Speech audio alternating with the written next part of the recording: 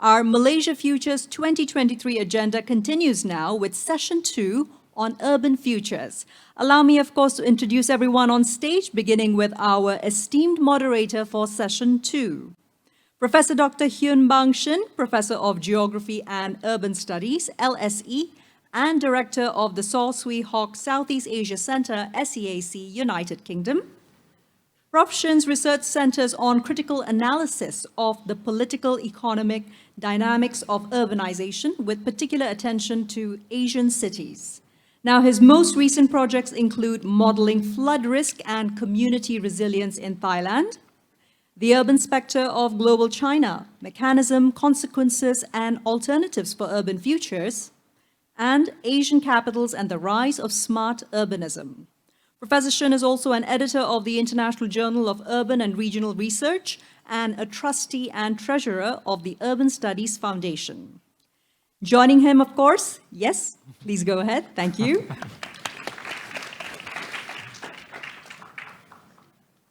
Joining him, of course, on stage are our esteemed panelists, beginning with Dr. Ko Sin Yi, Senior Assistant Professor of Asian Migration, Mobility and Diaspora, Institute of Asian Studies, IAS at Brunei Darussalam.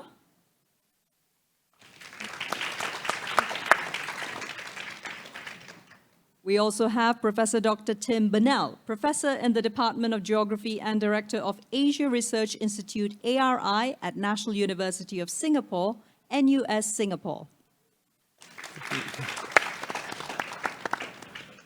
Shao Loong, Senior Research Associate with KRI Malaysia.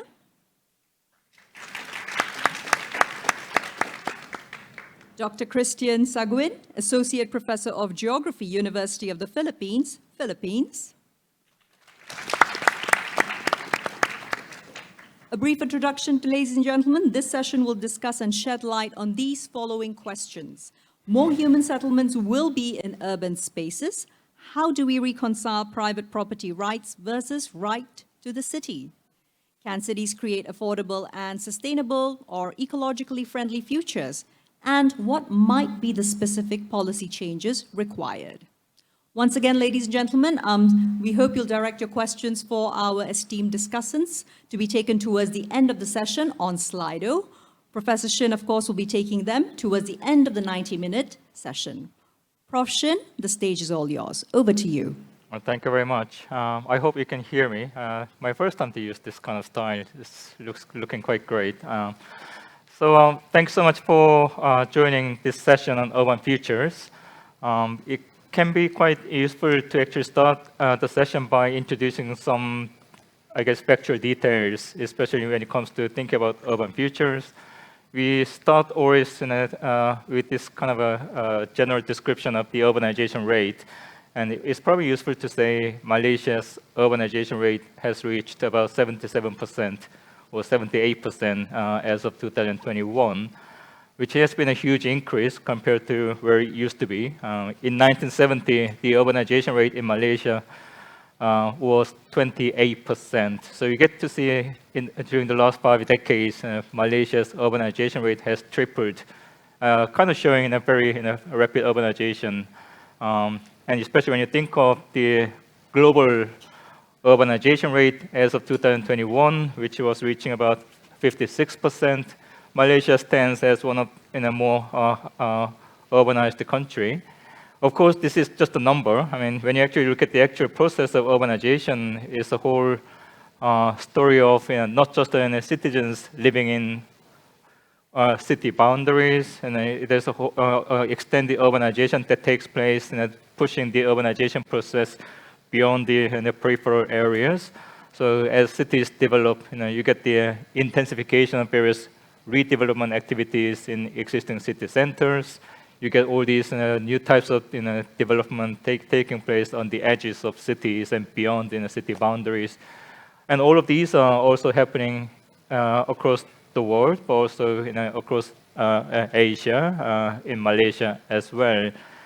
What these mean is opportunities as well as risks characterizing cities in Asia, and the same in Malaysia as well. opportunities for many people who are finding cities as their new destinations, new homes, opportunities for those who are maturing as their households expand and as they age.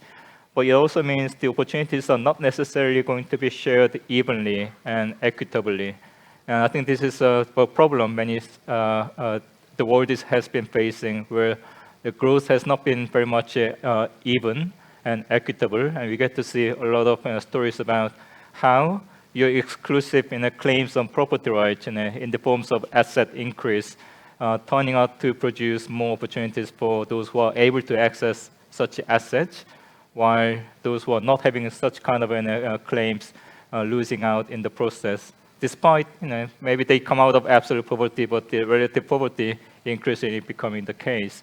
So we get to see a lot of these issues of inequitable and unjust experiences of urban development, which are going to create more frustration for some, while more happiness for others.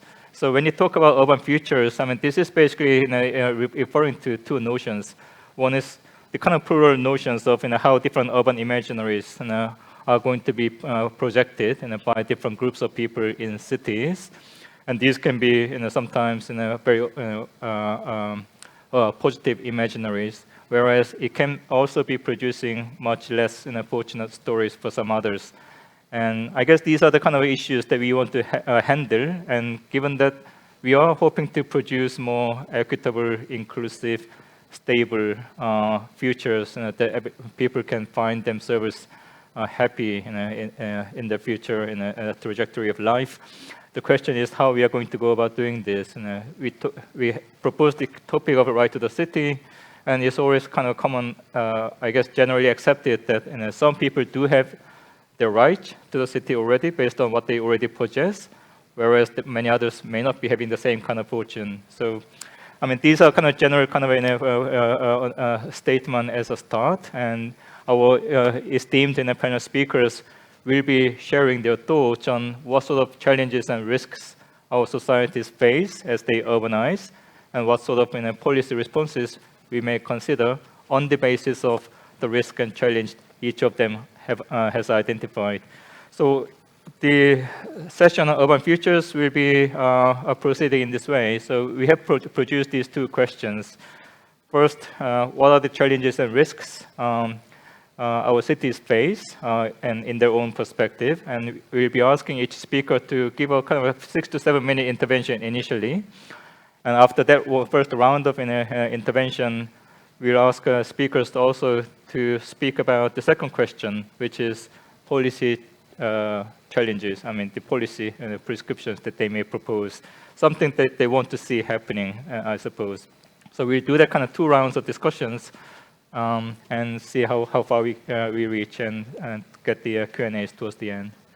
So without further ado, let me invite Dr. Shin to discuss the risk and challenge that she identifies in her own view. So, Shin. Thank you so much, Hyun. So firstly, thank you to the organizers, the Southeast Asia Center at the LSE and also Khazanah Research Institute for the opportunity to engage in this discussion. In my remarks, I'm going to sort of respond to the open question that were asked of us. The first is about whether cities can create inclusive and equitable futures, and what are the challenges and risks do we face. So my comments are going to be quite broad and touching on more key principles in terms of thinking of ways forward. But to address the first question about whether cities can produce equitable and inclusive futures, I think firstly we need to look at the key terms that are contained in this question. So the first is about urban futures. There are necessarily multiple urban futures. It's not just one imagined urban future for the entire society, because within each urban society, we have diversities within that communities. Those imagined futures are also not static. Even if you have a community at this point thinking about a particular vision of that urban future, that vision may change as their circumstances change.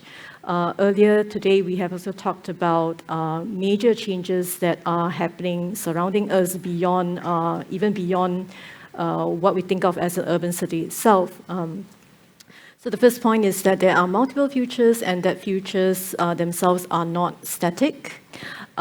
This kind of changes to imaginations about futures could be internally generated, but also externally generated. By internally generated, I mean changes in maybe individual or community circumstances. So to the extent that their imaginations of what is possible for them might also change. And in terms of externally generated, I'm thinking of disruptive events such as the COVID-19 pandemic that were not probably realistically anticipated to the true extent of how it came about. But these kinds of disruptive events drastically change perhaps what we think of as possible, what we think of as normal. It would drastically also change our desires and our interpretations of what is equitable and what is inclusive.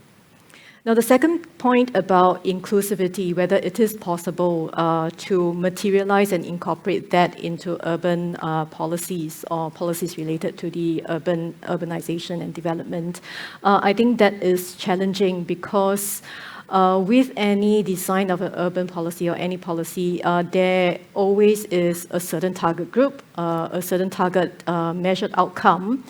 But in designing those targets, we are only able to design those policies based on what information we have currently. This relates to the point that I hopefully will bring up again later, which is the importance of data accuracy.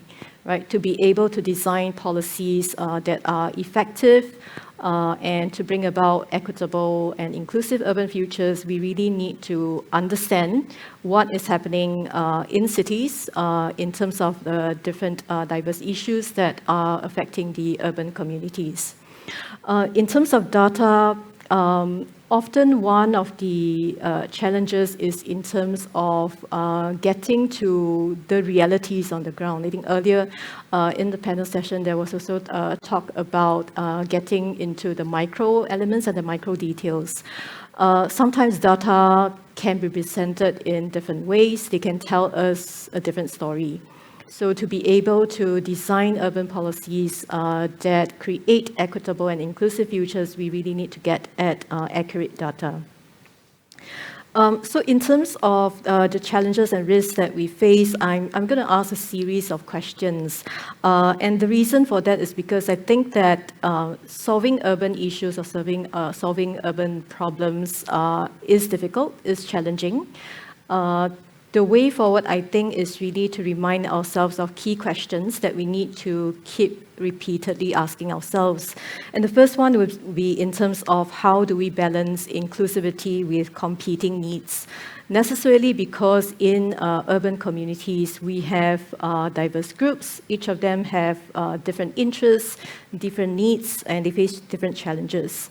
But at the same time, there is a limitation in terms of the available resources, political will, so on and so forth. So it's about balancing these competing needs, maybe in terms of making decisions about which issues to prioritize, which communities to prioritize at this time, and who are we not prioritizing at this time and why.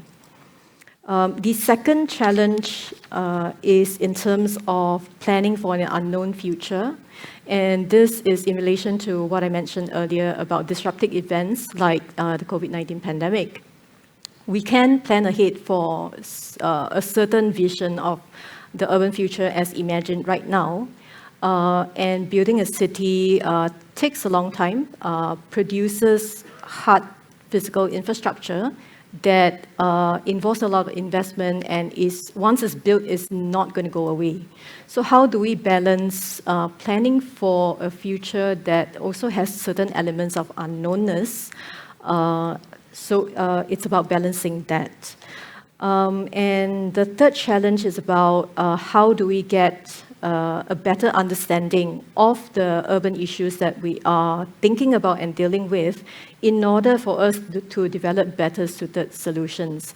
And here, I think the focus needs to be on process. The process of really understanding the problem, of framing the problem, before we actually get to the part where we say that here, this is the best solution. Right. So I think I will end my remarks for now. Thanks. Well, thank you very much. Perhaps, team, can I just invite you right away for your intervention? Yeah, thank you. And I also add my thanks to both the LSE and the KRI organisers for inviting me. It's really nice to be back in KL, and especially nice to be back in an in-person event and a discussion like this one. Partly because of the pandemic, amongst other things, I don't really have a great deal of recent ground level or community level experience of how to address the kind of challenges that Hyun's posed for us in this urban session. But even before the pandemic, being a parent in Singapore meant that my opportunities to do field-based research in Indonesia and Malaysia have been curtailed for a while. But what I can say, even admitting that level of remove from some of these issues, is that I think this is a time when, or a moment when issues of equality and inclusion, perhaps especially the term inclusion, are preponderant in both academic urban theory and global urban policy discourse. And that is actually something I've engaged in the past in relation to the new urban agenda in particular. So the words inclusive, inclusion, inclusivity appear literally dozens of times across the 24 pages of the new urban agenda. And I think part of the reason for that normative emphasis is that inclusion is quite malleable, and so is quite palatable for the consensual language of the United Nations, much more so perhaps than redistribution or anything that suggests any profound delimitation of private sector interests or private property rights. At the same time, it is definitely a good thing that expectations of commitment to inclusion, civic, cultural, economic, and also procedural, are there, that they are documented. And also, of course, that there is some more potentially game-changing language that could be mobilized in the new urban agenda, especially, I think, around the notion of the right to the city, insofar as that still connotes something along the lines of Henri Lefebvre's original radical deployment of that phrase. So I think that the wider multilateral discursive context for action, including state action, is good. It's conducive for addressing inequality, leaving no one behind. Much more so now than perhaps after the Habitat 2 meeting in Istanbul in the mid-1990s, which was much more squarely about market-centered solutions. And this provides opportunities and obligations to fashion more equitable cities now and into the future. So the challenge then, as I see it, is really of how to make effective use of those opportunities, pushing or helping national as well as urban leaders to live up to expectations and commitments, to think of, to be held up to thinking of and working towards development in these kinds of more than economic growth terms. So one of the questions that was circulating in my head, coming back to KL, is to what extent does Malaysia today have a national debate for envisioning the future or its urban futures in such terms? I think you used the term vision just now. I use the word envisioning deliberately in that question because for 3 decades, of course, there was a vision, the popular vision, Vision 2020. Now, I know that probably some people in the audience are groaning at the very mention of that. Why on earth is this guy mentioning Vision 2020 when we're trying to think about the future? Just when Malaysians thought they were finally done with Wawasan 2020. So my preemptive answer to that kind of question and sentiment is that sometimes you need to look back in order to move forwards. And I've fairly recently had the occasion to look carefully again at Malaysia, the way forward, Mahathir's original Vision 2020 speech as part of a series of academic papers on undoing urban futures. My own paper, in case you're interested, was about retrofuturism, a term that I attribute to a Malaysian artist by the name of Mark Tay. Does anyone know Mark? Yep. Okay, you do. Good. And that's part of a wider set of works that he did called The Complete Futures of Malaysia. So anyway, for me, rereading The Way Forward for this piece on retrofuturism, I was struck by how in many ways that document was ahead of its time, including in terms of thinking about development in terms of much more than growth, and emphasizing the ideal of an inclusive future Malaysian society. Ultimately, of course, Vision 2020 ended up being reduced by many people to GDP growth targets or a particular national income level, and being symbolized by grand urban mega projects, which was what first brought me to Malaysia as a student in the 1990s. But I remember at that time in the 1990s, the wider developmental scope of the way forward, including its social, ethnic, religious, and other inclusion dimensions, gave a language and a legitimacy to critique of Mahathirist developmentalism when it didn't live up in practice, or at the macro scale, to promises of equitability or inclusiveness or other Vision 2020 ideals.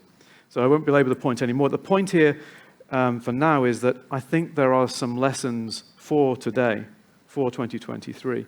It is helpful to have a set of shared ideals or a shared vocabulary in place, even if it's a fairly top-down vision or a UN agenda which is being compiled by committee.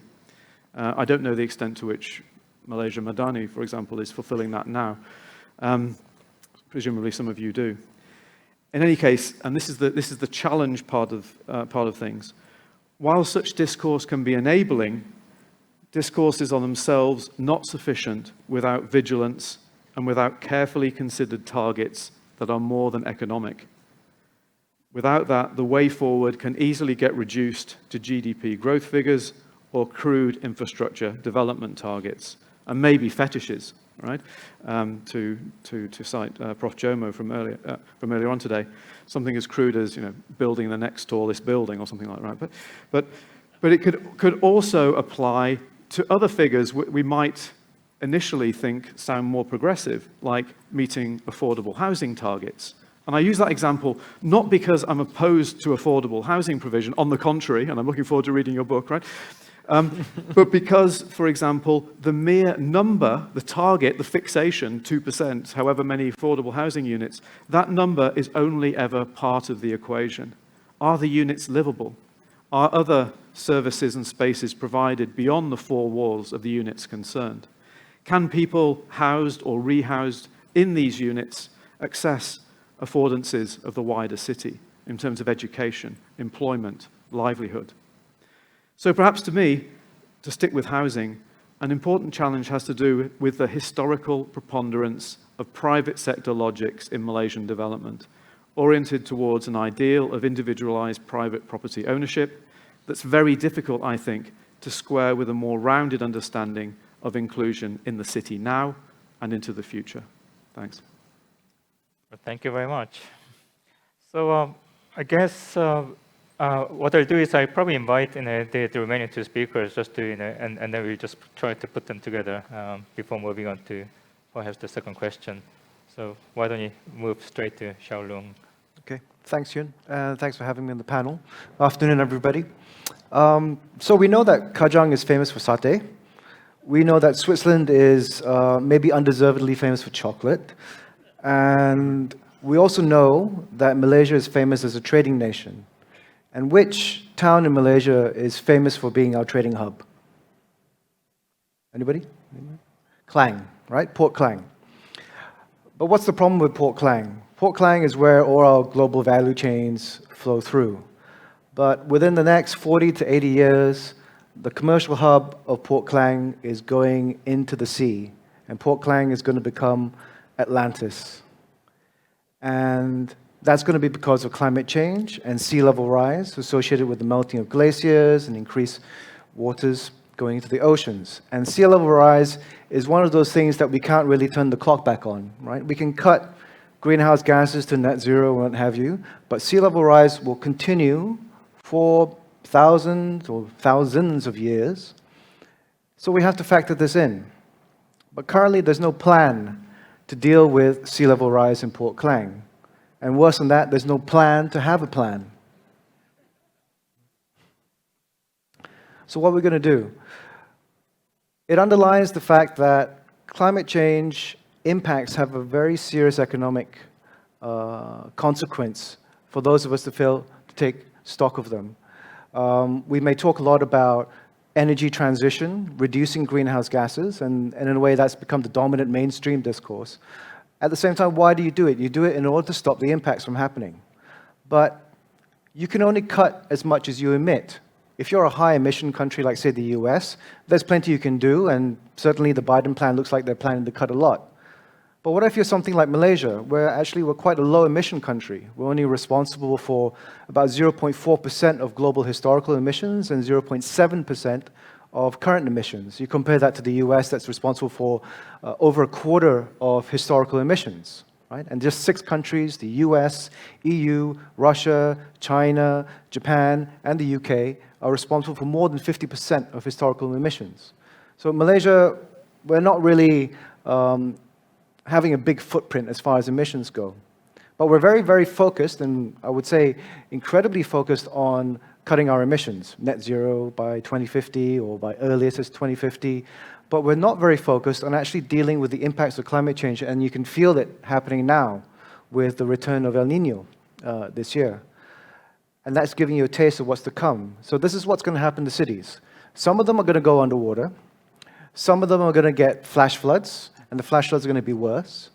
You're going to get more extreme weather events, and some of them are going to broil.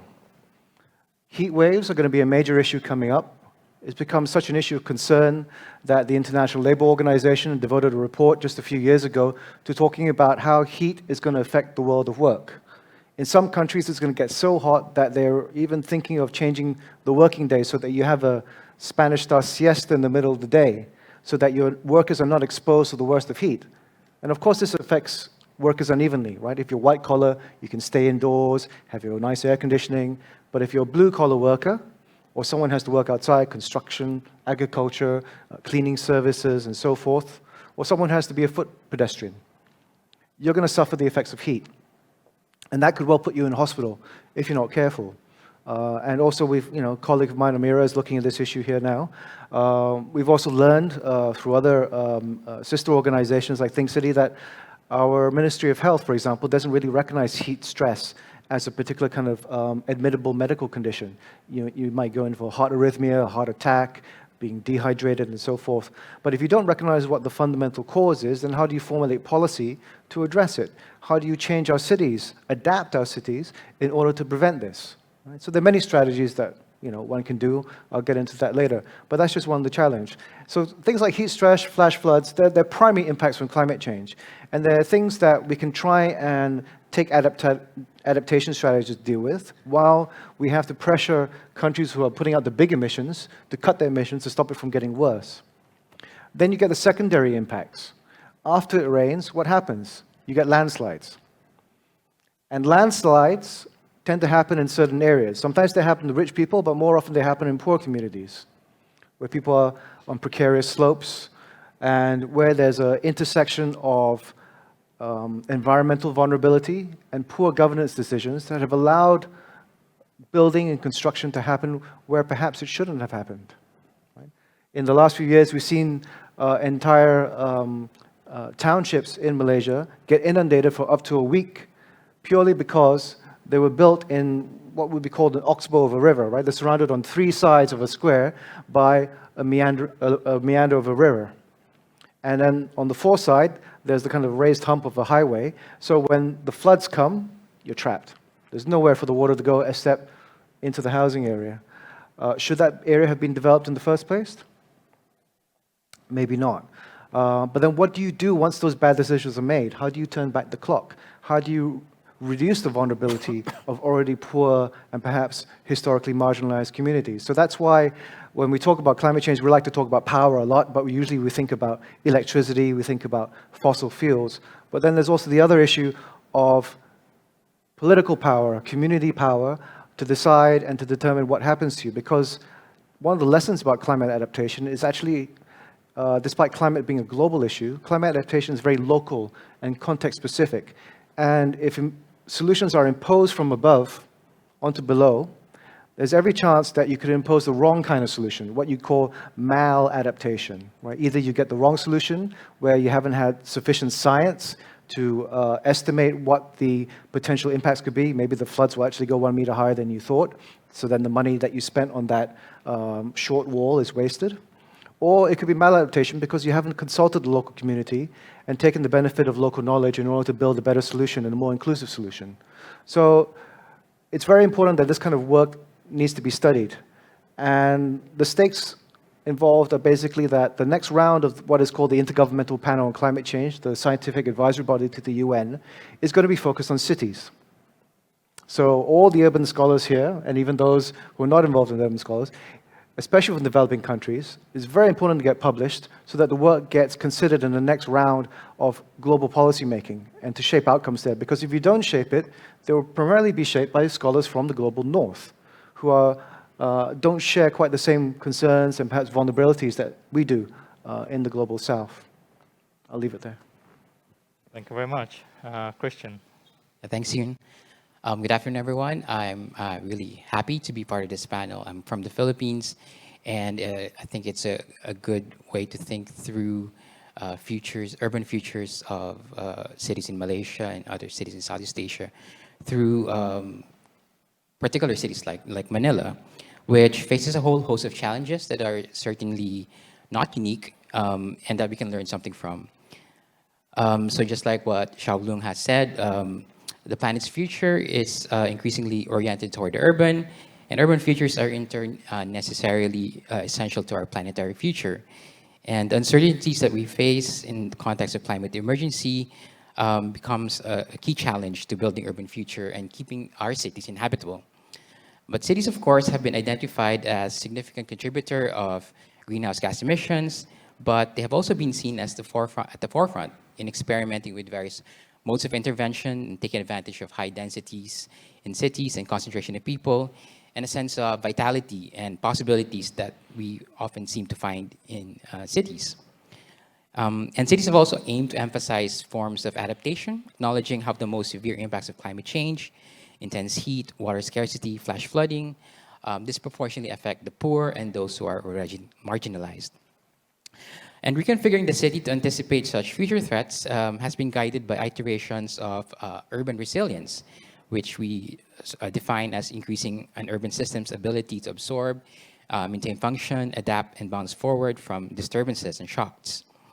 And resilience and responses to climate uncertainties have indeed shaped the new spatialities of cities and our aspirations of urban futures, and therefore shifts our understanding of what we mean when we talk about inclusivity and equity in cities. Efforts to flood and climate-proof cities and manage water flows in cities like Jakarta, Bangkok, Manila, and many others continue to reconfigure the urban landscape in fundamental ways. In Manila, for example, after consecutive years of unprecedented flash flooding, the government undertook a massive flood control project, which involved not only building infrastructure, but also a systematic eviction of informal settlers identified as inhabiting so-called danger zones.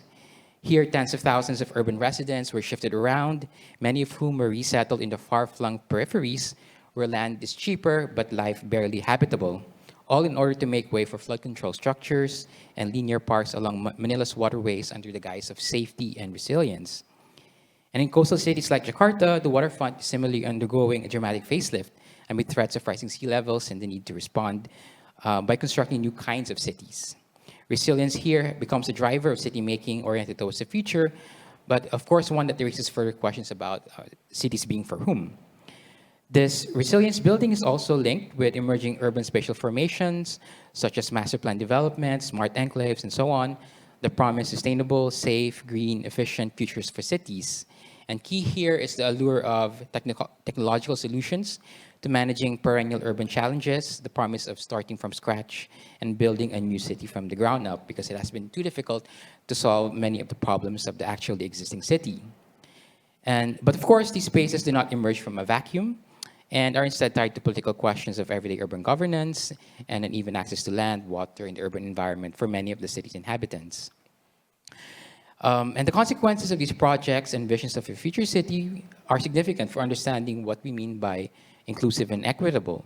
One can argue that these so-called interventions end up reproducing older modes of city making by dispossession. And despite our best intentions to incorporate inclusivity and equity into their plans, develop adaptive capacity and increase resilience, their design becomes exclusionary in that they reinforce particular visions and aspirations of the city that often do not include much of the concerns of the urban majority and that don't reflect the actual messiness of city life.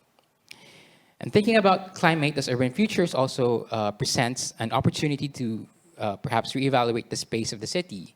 The fact that most emissions attributed to consumption within the city, according to tools such as life cycle analysis, actually comes from activities outside the city, suggests the need to pay attention to its connections beyond city boundaries.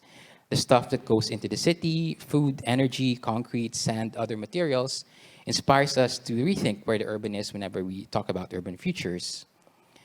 Certain sites, however, deserve further attention, such as the urban peripheries, variably called peri-urban, suburban, Dakota, edges, and beyond.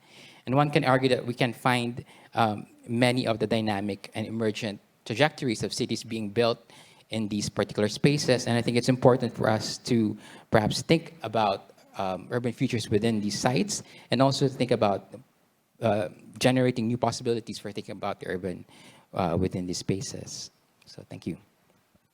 Well, thank you very much. I suppose the audience members will be curious to think about how these politically ecological challenges are coming about in relation to urban futures, because those probably two are not easily put together. But I think it's probably useful to actually say, especially in thinking about what the panel members were putting forward, how the organization of our lives in the built environment, that is cities, are intrinsic, very much closely related to the way in which the natural environment is also going through transformation, and how these challenges that are being generated externally in relation to the climate change, in relation to pandemic, in relation to geopolitical challenges, are increasingly influencing the way we think about our own cities, the sites of the majority of the national population inhabiting. So all of these are going to require us to think about this relationships between built environment and natural environment, how we are going to respond to these challenges, some of which are already known. Pandemic was unknown, but it is pretty much known to all of us in a sense. But maybe we are already entering the stage of forgetting about the pandemic, and as if it hasn't happened, even though it's still around and still in a major issue. Climate change also something that people would consider to be quite well known, but in a sense, it's also not well known if you start thinking about what are the measures being put forward by the government, by companies, by neighborhood, by people, and in order for us to prepare our service against such challenges. Geopolitical challenge is also something we are also pretty much aware of, but not really readily making connections with urban lives as well. I mean, many of the Chinese cities in the 70s were going through extensive changes, transformations, when China was trying to pursue this policy of third front construction, where a lot of the industrial facilities were migrating from eastern coastal provincial areas to inland areas, and that was changing the lives of many urban inhabitants, especially those who are working for these companies, factories, migrating together with the factories to inland provinces and their family members as well. And that was hugely, profoundly changing the lives of these people. But we don't really make that kind of connection until we see this destructive effect of geopolitical tension in the forms of war. Many of these are known, but not really well known in a sense, and people are finding it difficult to make the connection between the two. Even though the connection is really necessary to be made visible.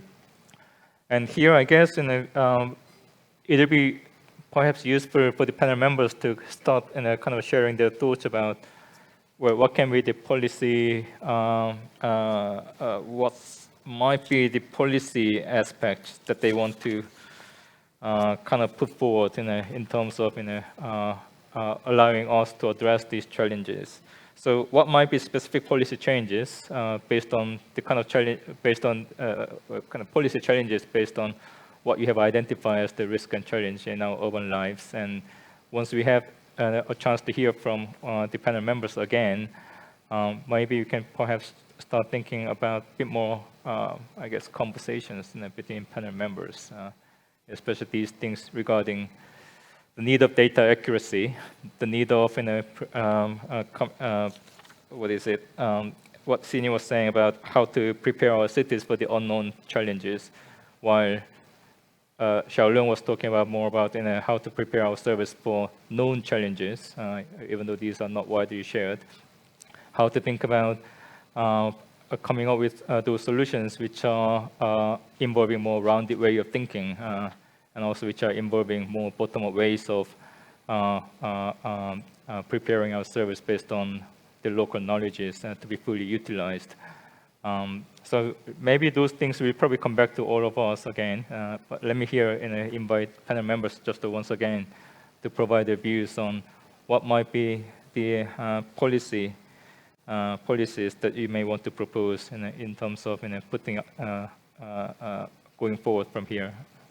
So maybe start in the same we proceed in the same order, and starting with Shin, next to team, Shao, Kristian, in that order. Thanks, Hyun. So I don't have a solution.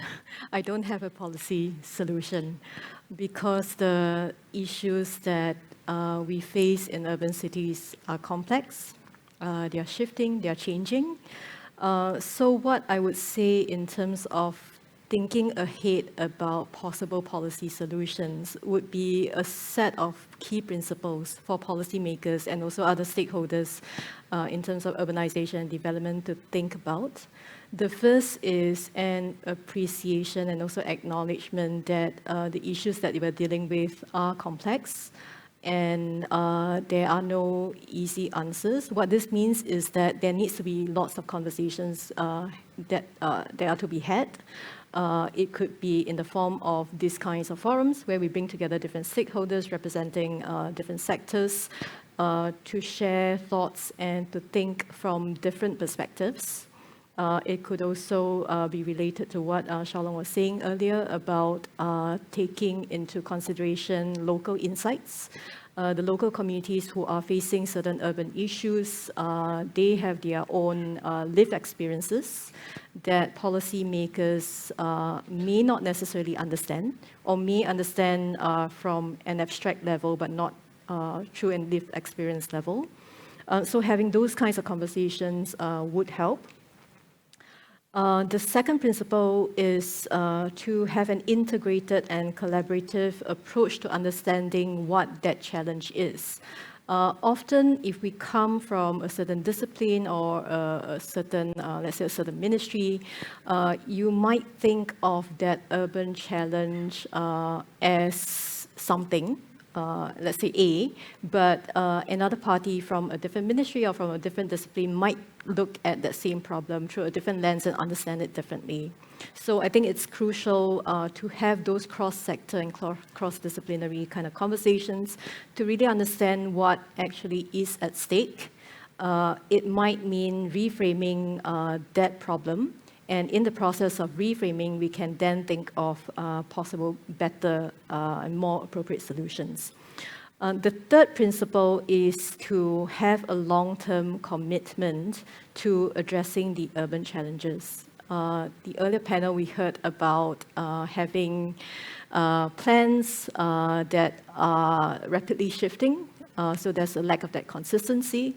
So I think in order to address the kinds of rapid and unanticipated urban challenges that we will be facing in the future, it is crucial to have that long-term commitment to addressing those urban challenges. And perhaps one way ahead is what we could call a whole-of-government approach, necessarily so because the public sector and government bodies will be in a position to make certain policies, but not just to make policies, but also to translate into implementations, as what we've heard earlier. The connection between making perhaps what would be thought as a watertight policy design, I don't think that is the end goal. The end goal is really about making sure that the design policy translates into effective implementation. And if there are issues in terms of the implementation, then it needs to be a constant tweak and retweak. And then the last point, I would like to return back to what I said earlier about the importance of accurate data. Well, there's a whole lot to be discussed about, open data, access to data, transparency in terms of data. This needs, I think this is crucial and needs to be pushed forward because each organization or each body may have limitations in terms of your resources and priorities in terms of what you want to research on, what you want to gain better understanding on. By having data transparency, it could encourage different bodies, individuals or organizations to look at their data, to analyze it from different ways, and that can then collectively bring us into better insights. I'll end here. Thank you, team. Okay, thank you. Like Sinyi, I'm going to dodge the question of the specific policy recommendations. You must be all thinking classic academics, they say it's complicated and play around with the definitions. I'm just too far removed from the real world action here in Malaysia to be able to give those kind of specific recommendations. I did, believe it or not, do lots of reading in preparation for coming here. And of course, in terms of the documentation that I engaged before I flew up from Singapore, the kinds of reports and policy documentation that exist in the public domain all seem to say the right kinds of things. They're impressive. So part of me wonders whether part of the bigger concern is with implementation and compliance. But even then, I'm not best placed to comment on that at the moment. So I'm going to have to keep my comments a little bit more general and oriented to senses of possibility rather than specific policies, but possibilities in the realm of policy. So 3 sets of comments on the possible. The first follows on directly from the issues that I mentioned in my previous round of comments on global urban policy discourse around the new urban agenda. And the fact in particular that the right to the city is included in the Quito Declaration. And that happened after a great deal of negotiation. Okay? And I think it bears, again, further comparison with Vision 2020 here in the Malaysian context. So when I first presented my retro-futurist work on Vision 2020 to a bunch of Malaysian academics in early 2020, in the year 2020, just before the pandemic restrictions were put in place, someone in the audience told me that much of the progressive language of the original Malaysia the Way Forward document in 1991 was down to a bunch of Malaysian scholars and activists who had insisted on the inclusion of certain kinds of terms, including a multi-ethnically inclusive Bangsa Malaysia, right, as a counterweight to what had been 2 preceding decades of more ethnically Malay-centered national development policy. What's the similarity here? The similarity is that during and in the lead up to Habitat 3, activists and scholars pushed to get the right to the city included in the new urban agenda. On the one hand, in that document, the right to the city is surrounded by much milder, consensus-based language, which is a far cry from Lefebvre's original intended use of the term. But on the other hand, the right to the city is now planted there in that document as what 2 urban scholars have referred to as a linguistic depth charge for mobilization or detonation in specific national contexts. Yeah? That includes Malaysia, presumably, right? Which also hosted, I note, the World Urban Forum here in KL in 2018, and at which the right to the city seemed to garner some attention. The right to the city didn't make it into the KL Declaration, and I'd be really interested to learn about the discursive politics to that. Nonetheless, its inclusion in the New Urban Agenda alone means that there are possibilities here and elsewhere. Okay, so I'm focusing too much on words. I guess that's what I do. We know how things went with Vision 2020. We know from that that there are limits to the power of words alone. But textual commitments and even individual words or phrases, alongside carefully selected metrics and numerical targets, are important tools for mobilization and persuasion among policymaking communities. In the case of the right to the city, certainly around inclusion of marginal groups, whether that be in terms of income, gender, sexuality, religion, citizenship, statehood, or lack of it, their inclusion into the wider affordances of city or urban life. This leads on to my second set of possibilities, which really arises from the vast scope of what could be encapsulated by this term, the right to the city. Through its incorporation in the New Urban Agenda, it's become, I think, about widening provision of or access to a certain minimum level of resources or services in the city, in the existing city. But in its original Lefebvrean formulation, it implied the right and responsibility of all urban inhabitants, citizens and migrants and stateless people, to imagine, reimagine, and help to bring into being the city of the future. It has profound participatory and even procedural justice connotations. In some parts of the world, direct democratic participation in urban management and planning forms a big part of this kind of issue. So how much of a limitation is the fact that Malaysia doesn't have a set of municipal elections, right? I'm very aware, and this came up in conversation over dinner last night, I'm really aware that there are painful historical reasons for this, and so profound political barriers to this being any kind of policy possibility in Malaysia. But if that's the case, then the questions are, what other mechanisms for collective as well as individual engagement and participation in local planning processes are being tried at the moment? Are digital means of participation being expanded? And if so, are those allowing a more diverse range of inputs, or are they leading to a new round of participatory inequity? My third and final set of right to the city-related possibilities partly connects to some of the things that Sinu said as well. It has to do with the ways in which diverse inhabitants, state and non-government organizations can work effectively together towards a city with benefits in common. Many people in this room, I probably venture to say almost everyone, knows more about Kita Jaga Kita than I do.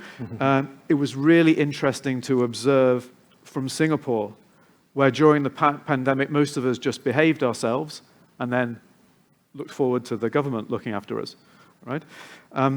So the simple, possibly simplistic suggestion here is that rather than social groups filling in gaps in state capacity in urban Malaysia, could they have worked together better? And are such collaborations happening now here? And I ask that because I think there's something more at stake here than just avoiding duplication of efforts. By working together across partitions, state and society and others, new communities of practice come into being. They come to have shared concern for and investments in the city as a kind of commons. Pooling knowledge, resources, data about the city, perhaps especially microdata, right, may in itself be understood as a form of research commoning. Here I'm drawing upon writing by my former colleague Anant Maranganti, and in particular his work on Hyderabad, on how collaborative knowledge generation, democratic approaches to the creation and use of knowledge about cities can give rise to, as much as it's built upon, a new ethic of commons. Here, the right to the city is about making the future city in common and as a right to a legitimate share of future affordances. Thank you. I might actually, during the Q&A, after hearing from Shao, Loong, and Kristian, I might perhaps come back to our team and maybe Shin as well, just to kind of share with us if you have any thoughts about regarding the right to the city, I mean, whether there are any specific groups that you still want to see, want to prioritize in terms of giving the right to the city.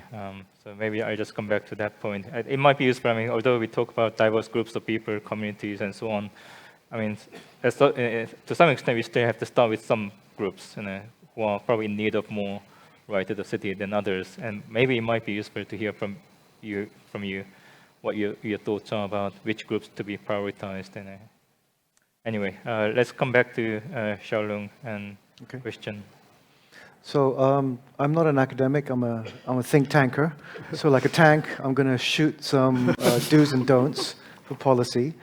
First off, I'm going to say that policymakers need to make climate adaptation a headline issue, especially if you're a country with low historical responsibility and low present emissions. Adaptation really needs to sit either alongside or above things like net zero goals. There's a really unfortunate tendency to treat grand proclamations about net zero climate goals like some kind of soft dating strategy for FDI. Unfortunately, that is not what draws a successful relationship with FDI. You can look at, World Bank, their international global competitiveness report. Out of like the 10, 12 things that foreign investors care about, not one of them is your domestic climate policy, right? And likewise, the countries that the FDI hails from, usually the developed countries, high emissions, high historical emissions, they're often donor countries when it comes to climate finance. But sadly, they don't really care whether we're going to drown or not. They just want us to emit as few emissions as possible while we do so. So really, it's down to us, and I see us collectively, also us as people from developing countries for the most part, to balance our climate strategies, to identify, for looking at data, your actual emissions data, your data on your vulnerabilities, geographic data, and to identify your national policies, your national circumstances, and to argue them at the international level as well as domestic level. And it's very important for firms to understand this as well, because it's not just countries that are vulnerable, individual industries are vulnerable, and vulnerability varies across industries. So firms have to recognize that when they're tackling ESG stuff, the E doesn't just boil down to climate, and the climate doesn't just boil down to emissions, right? It's also about, can your crops grow? Is your factory going to go underwater? If you're involved in sewerage, and you are located next to rivers, and the level of the rivers is going to dramatically change over the next 2 decades thanks to drought or extreme flooding, the poop will hit the fan if you don't calculate it properly, right? And that's critical infrastructure, right? It's very important for critical infrastructure and utilities to understand their climate vulnerabilities, their physical risk, not just what they call transition risk and your emissions. And then going off what Shin said, data. Data is really important, right? And there's a great irony in say, Malaysia, for example, where we have public data that is meteorological data, right? But it's not publicly available.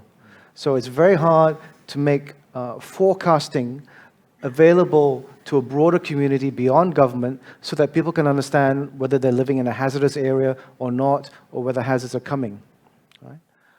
So it's quite important to consider the declassification of these kinds of data, or else people have to be forced into the very expensive and laborious business of developing private data sets just so that people can be forewarned of extreme weather events. Related to that is also the importance of developing institutions. On this note, Bangladesh used to be so vulnerable to extreme weather events, but there was an intervention to improve their weather forecasting. And they've become quite good at it now, such that they can actually mobilize communities out of the way of extreme weather events, and therefore save lives and save livelihoods. So these kinds of institutions, combined with data and making it publicly actionable and mobilizable, is also very important. Third, you really need to mainstream science into policy. If you have climate scientists in your country and people doing that work, they really need to have a say in how the policy gets shaped. And ultimately, the policy must be based on science, because climate change is fundamentally a scientifically rooted phenomenon. Right? If you don't do it, then you just run away into this world of grand proclamations, net zero, and that kind of stuff, and it's not anchored in realities. And it's going to cost you at the end of the day. Fourth, I would say we have to be very pragmatic and aggressive about securing finance, whether that's domestically or internationally. Sometimes we don't try hard enough to secure international finance. It's there. Sometimes the finance is closed off because donor countries want to favor what they call mitigation-related finance that cuts your emissions. But there's ways to identify we can achieve adaptation goals by tapping into mitigation finance and get what they call co-benefits, a 2-for-1. We can play to the biases of international donors while trying to secure domestic objectives. Fifth, experiment with solutions, right? Identify where the hotspots are. Test where the hotspots are in the city. And then what are the interventions that can be made? Some of those experiments were done in Penang, and then they found out that you could do some urban greening to reduce the ambient temperature, just like has been done in Singapore for decades, right? There's other methods. You can paint the roofs white and so forth if you don't care about the glare. You can study other countries, and you can adopt as you adapt. And then six, we have talk about having these kind of national adaptation plans. There's a plan for that, but it really hasn't been implemented because it's been held up by problems in international finance. But while you do have something like a grand national level plan, it's not going to have sufficient detail to get down to the local level. So at the same time, it's very important for local governments, state governments, to also somehow find the resources to do local adaptation plans so that they are also insulated from future vulnerability. I'll just leave it there. Thank you. Kristian. Yes, thanks, Hyun. Yeah, just building on what other speakers have said, I think we need to consider how cities and their challenges operate at a unique scale, sometimes not corresponding to the scale of how we do policy and decision making. And therefore, there's a need to consider scalar mismatch and the rigidity of our institutional policy structures vis-a-vis an ever-dynamic urban environment. And here we can also recognize the importance of looking at context, the importance of acknowledging that one-size-fits-all solutions exported from elsewhere often may not work. And we know that cities have moved toward low-carbon cities to a shared framework of action by applying green technologies. But also we need to consider how if we extend what I was talking about earlier, our spaces of the city, then we might need to rethink the spaces of policy of such actions. If we want to reduce material and energy consumption within cities, we need to also consider how these spaces are connected with spaces elsewhere, and cities extension, urban peripheries included. And city-level mitigation interventions need to also be in dialogue with those promoting adaptation at the level where climate change impacts are being most felt.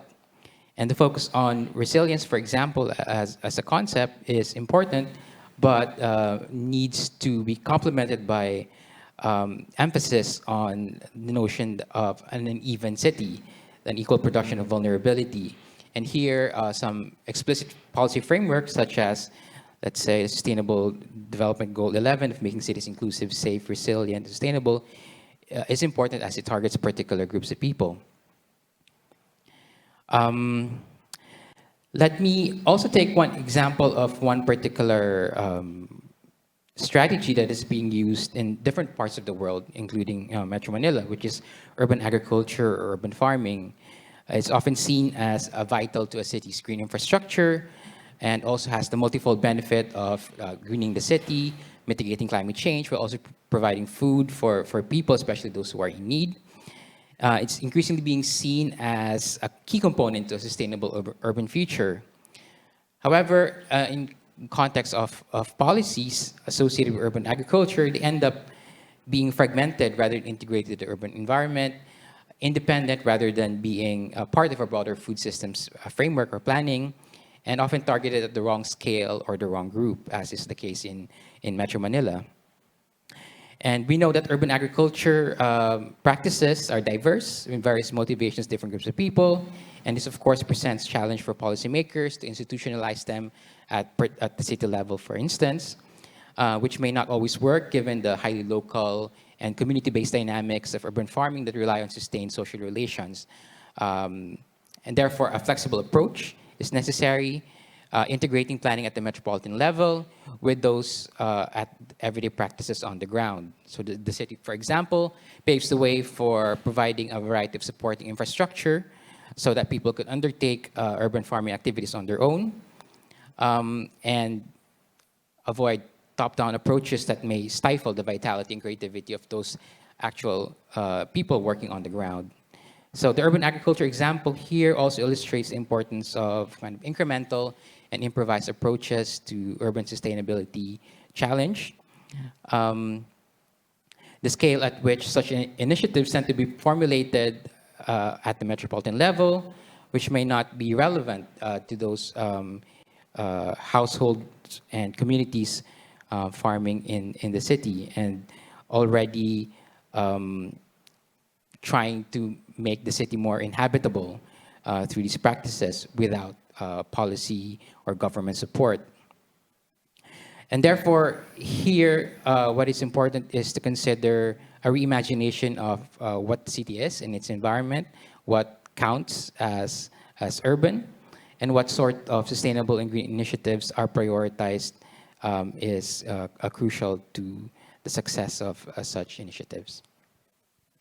Okay, well, thank you very much. Well, I invite Tim and Sini to respond to that in the question I was posing. But while we do that, maybe Shao, Loong, and Kristian can prepare for a response to another question I'm going to pose to two of you, which is, I mean, with regard to the climate change and protection, we also have the emerging discussion about climate justice. Climate justice in terms of how the impact of climate change is unevenly shared, and protection against the climate change and related risks also being unevenly provided.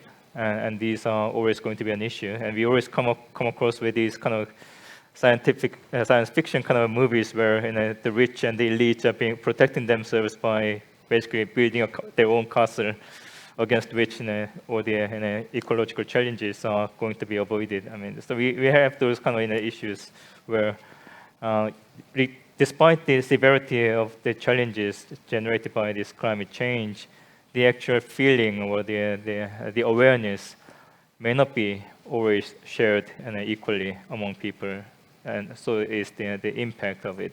So sitting in a safer zone, maybe I don't know how safe KL is, but talking about a city where climate change related sinking can be more severe, perhaps the decision makers who are positioned based in a safer place may not be having the same kind of acute awareness of such challenges. And sometimes people living in those kind of risk-prone areas may not themselves be also aware of such risks. I mean, we hear about Jakarta, which has been a city that has been well known in the international media for sinking very rapidly, but there are still ongoing investment in real estate properties in Jakarta, and there's no sign of people evacuating the city anyway. So there's kind of mismatch always between how much you are being aware and how much you are taking actions, and also how much you are avoiding such awareness. And there's always kind of postponing the futurity. So I guess urban futures are also going to be involving asking us to think about how much these kind of challenges that we anticipate in the future are really happening as of now, and how much these are something that we consider to be happening eventually, but not really happening right now, and therefore keep postponing these kind of solutions from being implemented right away. So the urgency versus kind of a postponement always being a question. So maybe that kind of issues, maybe something Kristian and Shao Loong may want to engage before we take the questions from the audience. So shall we go back to Sini and maybe start with Tim and then Sini about, I understand the right to the city, preparing cities for unknown futures are all very important. But I guess it'll be important also to think about which groups that we actually want to start with, and then make sure that they are not excluded from the outset. Maybe Tim, maybe we start with you. Thanks. Yeah. So I think that the question of which groups is one that we have to apply this attentiveness to variability, historical and geographical variability to yet again. I mean, it sounds like I'm just trying to get out of answering the question again, but it was interesting that so Xiaolong's the think tank person who's got the recommendations, but on a couple of occasions, Xiaolong, you've also made allusions to what I understand as a kind of post-colonial take on knowledge production, and showing the northern-centeredness of certain kinds of policy solutions and such like, which I entirely subscribe to myself. But in relation, that's really important in relation to things like the right to the city as well, because we have to acknowledge the historical and geographical context in which that particular term emerged in the political ferment of radical politics in 1960s France, which is rather different from dealing with Malaysia in 2023, of course. And the term itself, I don't really claim to be a Lefebvre expert, but the term itself has been taken up in all kinds of ways in different parts of the world and over time. I think to summarize, I would say that in some parts of the world, perhaps in parts of Latin America, it's been taken up as a battle cry for amongst the most economically marginal members of society, often in opposition to the state, right? To resist eviction or to demand a literal physical place in the city or compensation for losing it in the event of evictions, right? So it's been mobilized effectively in that kind of context. But similarly, it's also been enshrined in legislation in certain municipalities and certain national contexts too. The danger there, according to some people, depending on how you're positioned, is that the term loses its critical purchase or its radical purchase when it becomes incorporated into those kinds of documents, right? But I would, rather than coming down on one side or the other, I think it's precisely the different facets of the right to the city that mean it can be mobilized in potentially progressive ways differently in different times and places.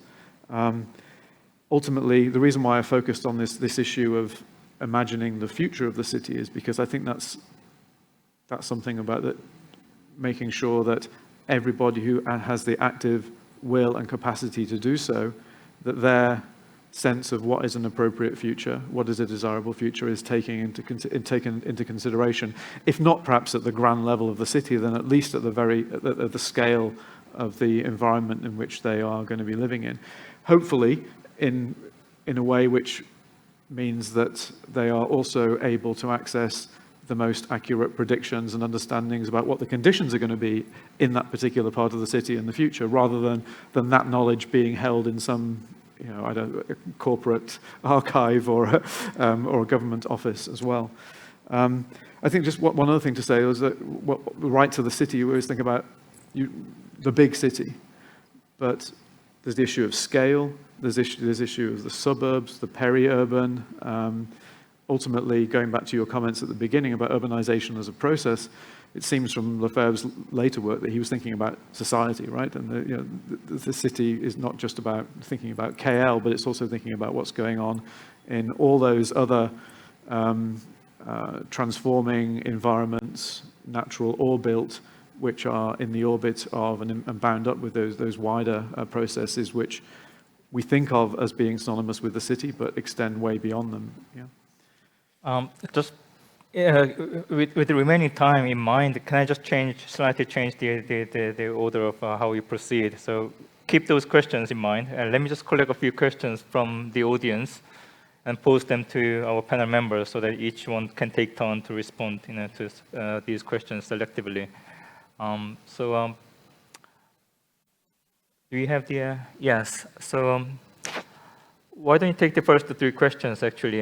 So there's a question from an anonymous member of the audience. How can data be fully utilized and enable an informed decision for effective governance or managing city trade-off? And how power dynamic play roles in urban policy? I think I probably forward that to Shin.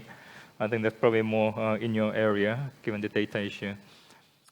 Then Mir asking the question, why is it important to emphasize affordable housing while also addressing the issue of overcrowding, which is the marker of poverty and social deprivation? I think I'll send that question to Tim, given your kind of earlier reference to the housing issue. And then perhaps I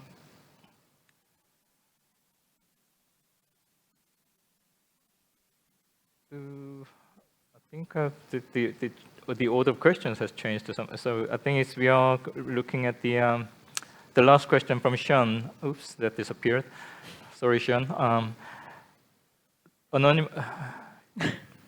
Anonymous member asking, there are cities and there are communities. How do you ensure our cities, instead of being more mere concrete jungles, are adaptable to the needs of the local?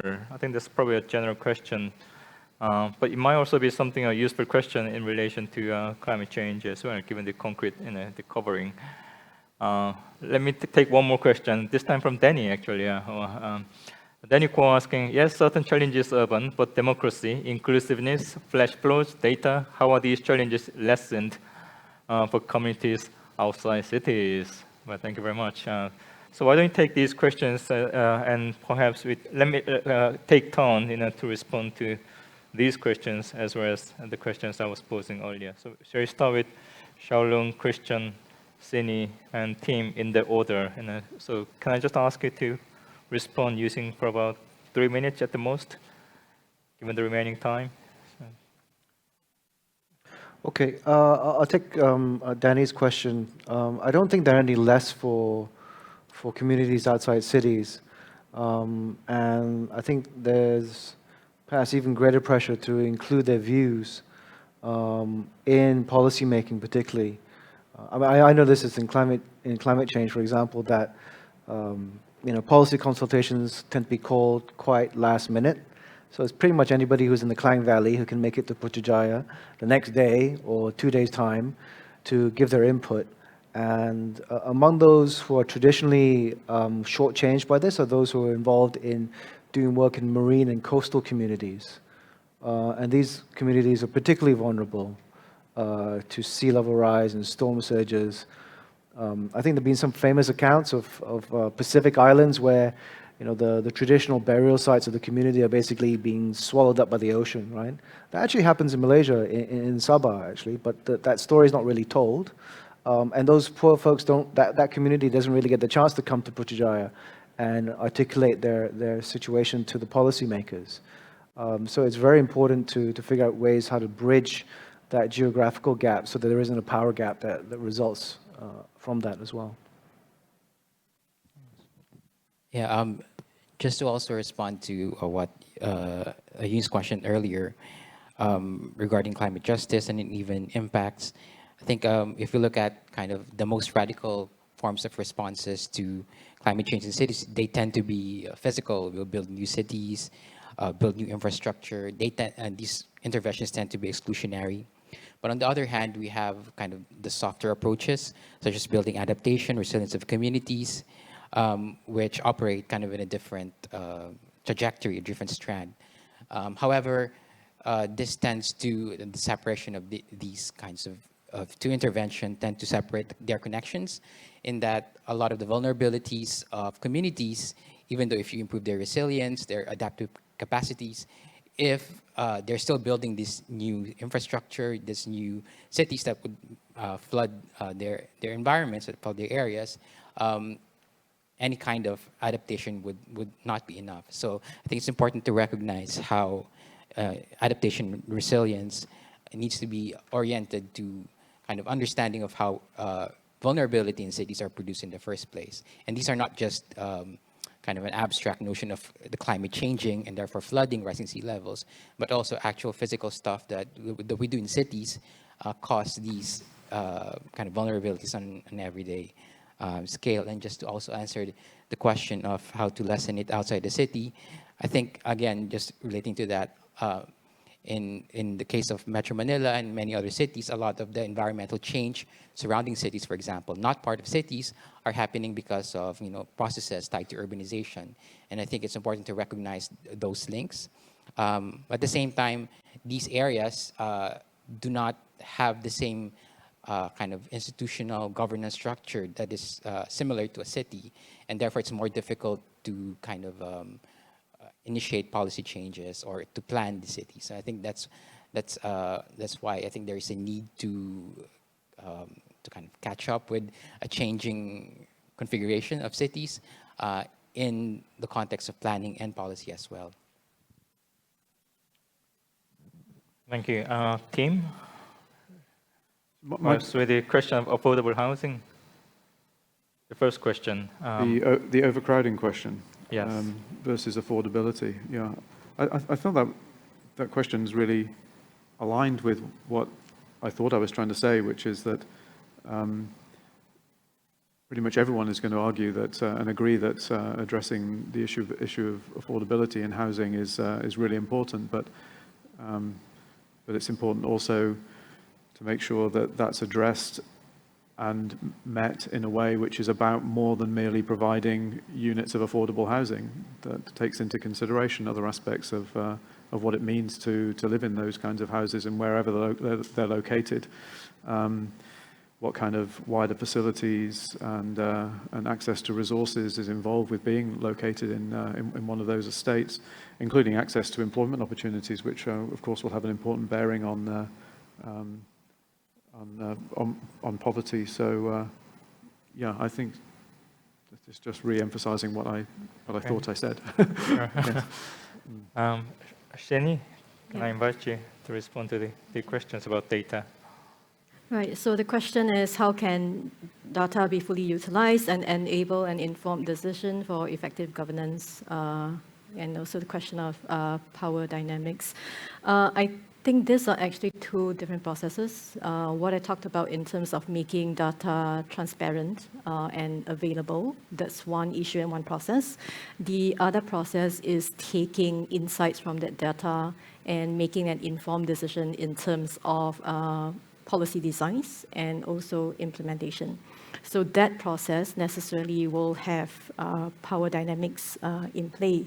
But I think the key point here is if we push for more data transparency and more available, publicly available data, that means that more people can participate in understanding the situation by analyzing data, by having access to information, and with that, we can push for accountability, right? Earlier on, we have also heard some panelists talking about the issue of transparency in terms of making decisions. So with access to data, we collectively, as individuals living in the city, can ask for greater accountability. We would then have this data and facts to back us up as well. Before we finish, can I invite Shao Loong just once more? Going back to my question earlier about this bridging the gap between awareness and kind of how basically the question is how can you make people aware of the urgency, and how do you also bridge the gap between the policymakers, decision makers, who might be positioned in the more safe, protected zones of policy discourse, and those who are more exposed to such risk on a day-to-day basis. Okay, I think a big part of it's also it's an issue of awareness and education, knowing your rights at many levels. And I think you touched on the question of does where you are determine what you legislate, right? And I think I also spoke to that about the geographical divide as well earlier. And I think because actually like 21 years ago, I was part of a group that drafted what was later called the Bali Principles of Climate Justice, right? And we drew environmental justice principles in the US. But what's common to all of it was a very strong emphasis on community, as well as what we call intergenerational rights as well as intragenerational rights, right? So, you want to take action to protect future generations, and then you also need to take actions in the present to address inequalities and injustices that are happening within this generation, right?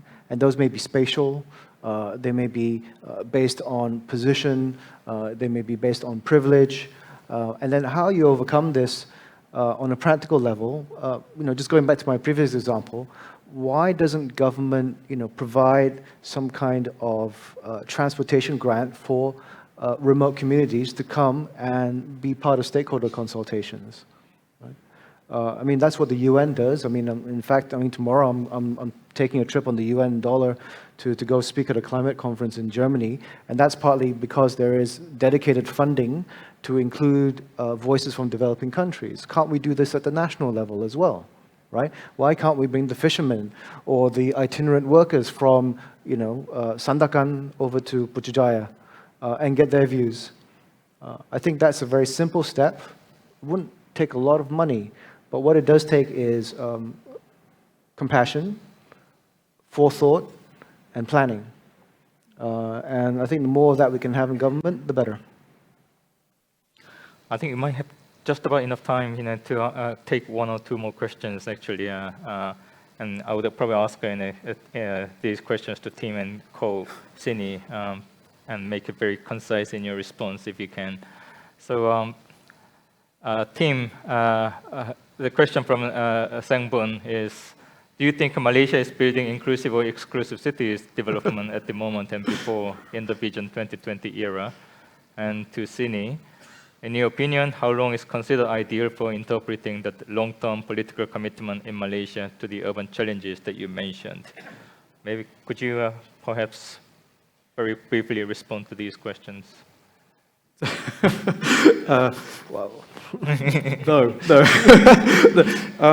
Both. I think one of the many things I enjoyed outside looking at the posters was an excellent poster. I don't know if the people who did it are here, about gated communities in Malaysia, and this has been a rising phenomenon over the time since the 1990s height of Vision 2020, and it continues today, and I think it creates a lot of problems, and so I'll be interested to talk to the people who are behind that. And that's definitely, in my mind, in the mold of the exclusive side of things. But of course, there's lots of other things going on as well within any given city.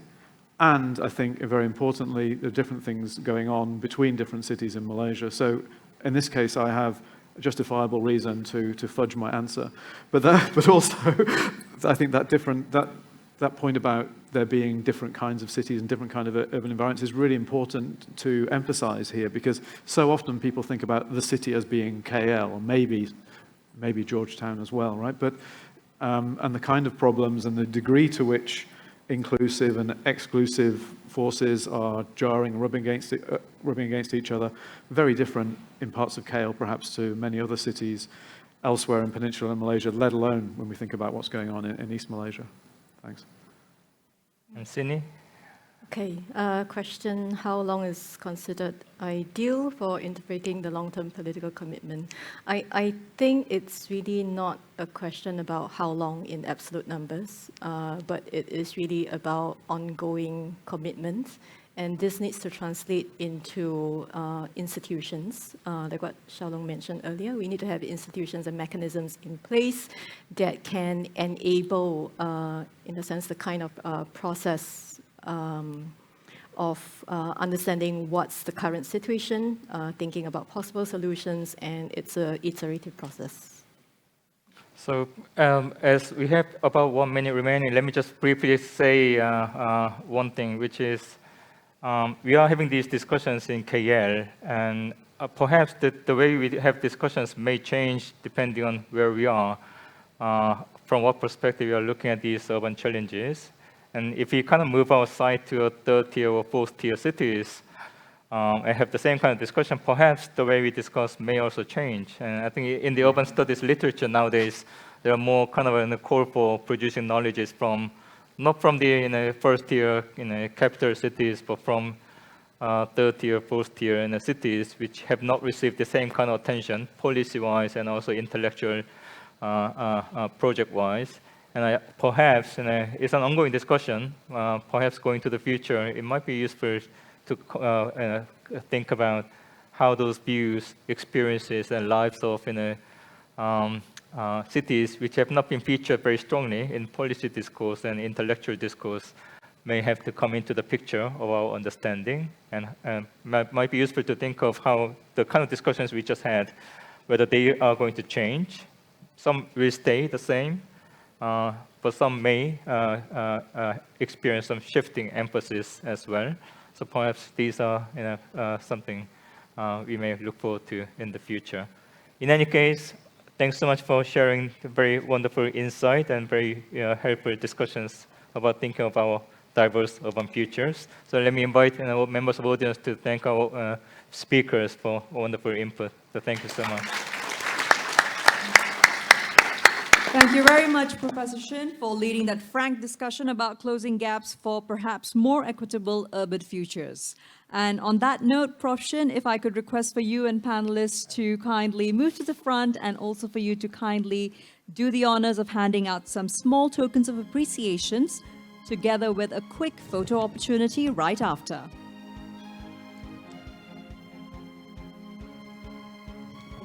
Thank you. Thank you once again to our esteemed panelists, Dr. Ko Sin Yee, One for you, team. of course, Professor Dr. Tim Bunnell,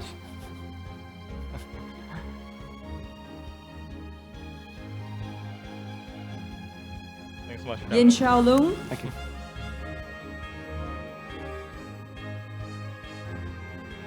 Dr. Kristian Saguin, Thank you very much. I'm getting very used to this now.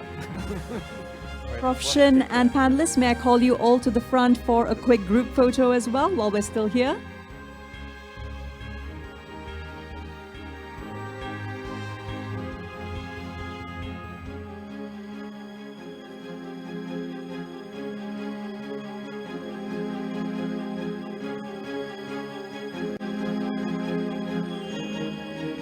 Thank you very much again, once again. So that was our session on urban futures.